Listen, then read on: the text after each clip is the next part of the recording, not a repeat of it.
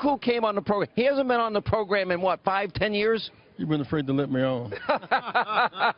That's not true. How you doing, Reverend Jackson? Great. I thought it was a very exciting debate tonight. I thought Kane brought lots of energy, lots of preparation. And you think he interrupted too much? Well, he was exuberant, much the way that Trump used as a style. But his content was there. And I thought he did what number two has to do. He defended Hillary.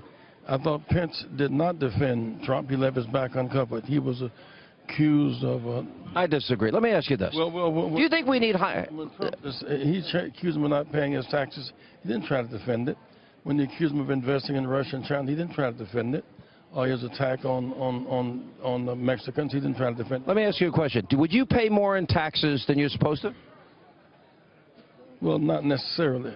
No, you would take every legal deduction like Trump does. And by the way, like Hillary Clinton did, you know, last year, in 2015, she deducted $700,000. But that's an unjust law. That's an unjust law that Hillary followed? No, the law of Trump not paying tax in 20 years. And why wasn't he exposed? He paid $100 million in taxes. Hundreds of millions. We don't know that. No, we do know that. He actually released a financial statement. We don't know what he invested in or who invested in him. We just don't know. And see, what I think you should put the Clinton Foundation, the Trump Foundation side by side, tax returns side by side, and make a judgment. Right now, without the fourth day. Don't you think it's corrupt for Hillary Clinton to take money as Secretary of State? Isn't it a conflict of interest and take money for the Clinton Foundation at the same time? Well, she didn't, and there's no evidence that she did. That's an accusation. Well, the AP said that 55% of the people that she let in to see her as Secretary of State, individuals, 55% donated to the Clinton Foundation. There's no evidence that in those meetings she broke in the ethical standards, and the Clinton Foundation has a very high acceptable record. Trump's foundation now is under strong legal suspicion because it did not invest in the people. Let me ask you this. Hillary Clinton says that she cares about women and that she cares about gays and lesbians, and she believes in religious freedom.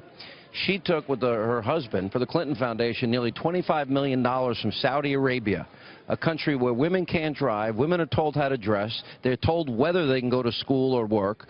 She took another $10 million for the Clinton Library. And my question to you is, and they kill gays and lesbians just for being gay and lesbian, and they persecute Christians and Jews. You're a reverend.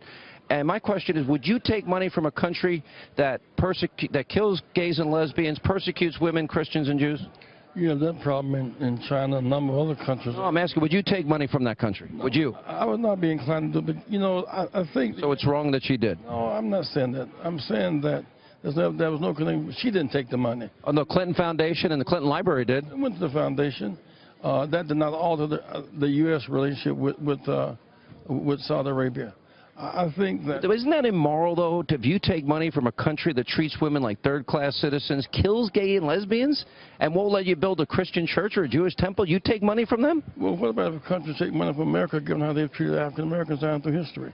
I mean, that's just not the way the world works, Hannity. Let me ask about the economy. Let me move on.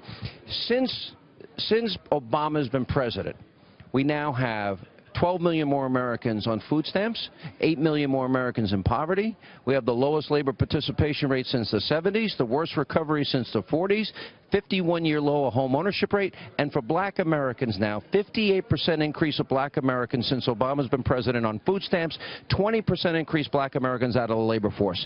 Can you argue in any way, give me any statistic that shows that black Americans are better off having had Obama as president? Well, he came in office with 800,000 job loss that month. But the net gain of jobs every month for 7 years. That is unfinished business. And had there not been such resistance, for example, affordable health care, which was... But affordable health care, you promised to keep your doctor, your plan, and save $2,500 a year. Families saw a $4,100 increase in the last 8 years. Well, it can be modified, but there are people who have health care now who never had it before, who were insured, were never insured before. But the promise wasn't kept. Well, but the resistance also was underestimated. The resistance to his presidency, the headwind, has been an atrocious one. There was no attempt, for example, he put forth a campaign for the fast rail. We could make the steel, let the rail drive the cars energy efficient, make us less dependent on foreign oil. It was killed. But you didn't answer my question. Can you name one economic statistic? I told you since Obama, he's had 8 years, Reverend, 8 years. 60% increase in black Americans on food stamps, nearly 2 to 1. A higher unemployment rate in the black community, and 20% increase of blacks out of the labor force. Can you name one statistic that black Americans are better off under 8 years of Obama, America's first black president? Well, I'll tell you what, there are blacks in positions that were never in before. But more than that, Sean, that what I'm concerned about is that the banks with subprime lending schemes got bailed out. I agree with you here. The people got locked out and I agree with you here. never got reconstruction. But you can't give me one statistic. Not right now, I really can't. You're going to look it up and come. Now, you're going to come back on my show. Now, why do you avoid me? We call, we say, Reverend Jackson, come on the Hannity program. You avoid me.